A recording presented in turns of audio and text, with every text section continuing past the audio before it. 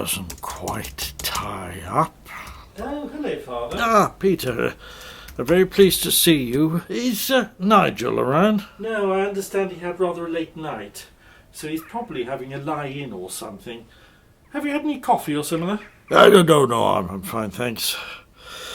Thought I'd come into the office and have another go at the books. Oh, well, I shan't disturb you.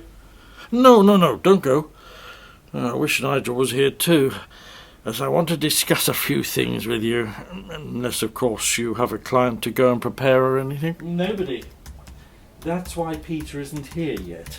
There's nothing booked. We can only be pleased for them that nobody has died. Your great aunt Nesta more or less said the same thing. Oh, paid her really? a visit at the Ashes yesterday, and I told her the same as I'm about to tell you. The books aren't looking good. If we don't get more work or diversify into other areas, then this business is going to go down the pan. I suspected things weren't good. Trouble is, when one tries to discuss it with Nigel, he comes across as rather dismissive. Well, we're going to have to do something. The amount of work we're lacking is unnatural. You said just now about diversifying. We see a lot of television ads at the moment for cheap cremations where the body is disposed of without any kind of service. Yes. Leaving the family or bereaved to have a separate celebration of the deceased's life in their own way. Are you suggesting that we should go completely down that road? Well, perhaps. It would be one way of getting some business back, maybe. Even I think funerals are expensive. Mind you, we've always offered a cheap alternative for people who are short of the readies, where we dispose of their loved ones without them even having to attend the service. I know, but we haven't offered it up as an alternative commercial option. It was always brushed under the carpet, as it were, before. No. You are definitely not happy, are you, Father? And the likes of old Sid Benmarsh haven't helped. Sid Benmarsh? What about him? Well, you heard he practically snatched his brother Len's body back from the cremation service. Yes. Any idea who he went to in the end? No. All we do know is that we've got the empty coffin back. I went there and collected it yesterday. And he's demanding his money.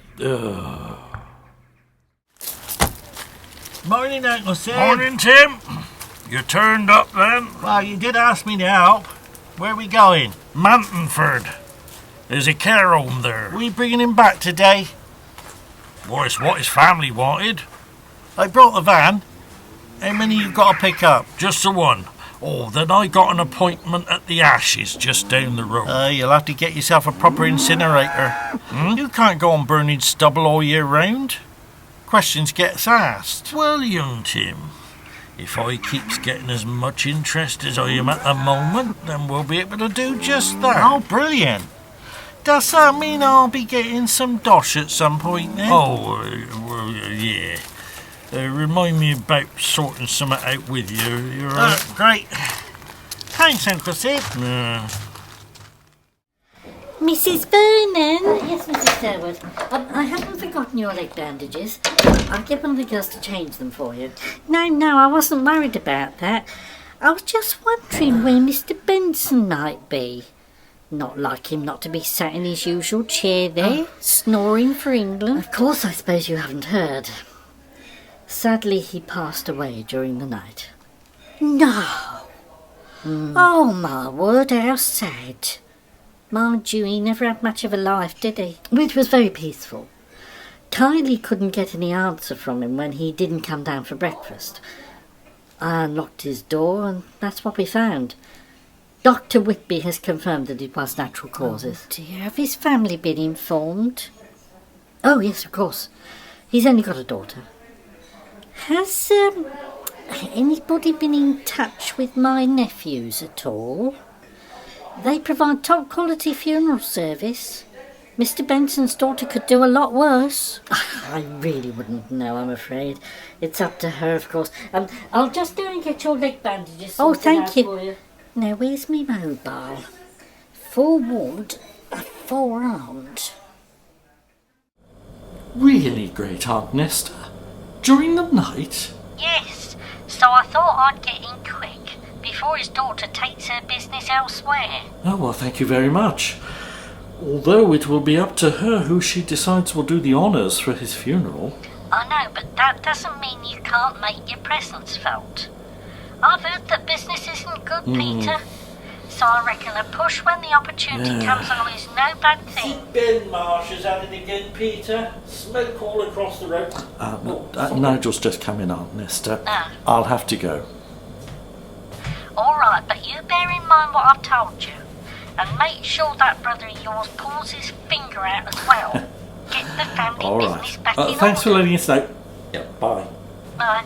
Sorry, didn't realise you were on the phone.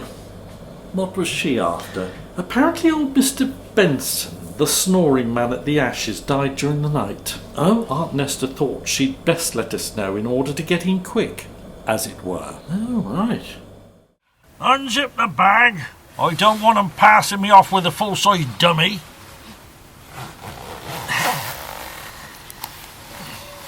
There, that proof enough for you? Oh, that's him all right. I remember seeing him snoring in the chair. How did his family know about you then, Uncle Sid? Well, I dropped off some business cards at the Ashes a while back, offering to dispose of those what's passed on without the bother of a funeral service. But you've never been an undertaker. Don't have to be. As long as you've got a proper certificate of death, you can dispose of dead bodies how you likes. Oh. So I offered him a deal of £500 to go, and that's that. Old Sturwood and his brother couldn't offer the same sort of send-off. They charges too much. They still owes me for our Len. So has Uncle Len gone yet, then? Well, I haven't had any sessions yet, have I? Oh. Can't do it every day. Is he still here in the back of the barn? Yep. In fact, we're just about to put this one right next to him in there. Good afternoon. Mr. Sturwood, isn't it? Sturwood and brother. Oh, yes, didn't see you behind. My apologies. Your aunt is in her usual chair through in the day. Actually, Mrs. Vernon, we're after some information. Oh, right. How can I help? Mr. Benson, one of your residents who recently passed away. Oh, yes. His daughter's been in and collected all his belongings. Ah, you don't happen to know what she may have arranged funeral-wise? Well, I did recommend you to her, but she's gone with somebody else. In fact, we got their business cards. There you are. Oh, right. I rather got the impression she's very short of money and just wanted a simple affair. Ah, I see. Shall I let your aunt know you're here? No. We'll come back later. Ah. Are you thinking what I'm thinking? A visit to a certain local farm. You've got it in one.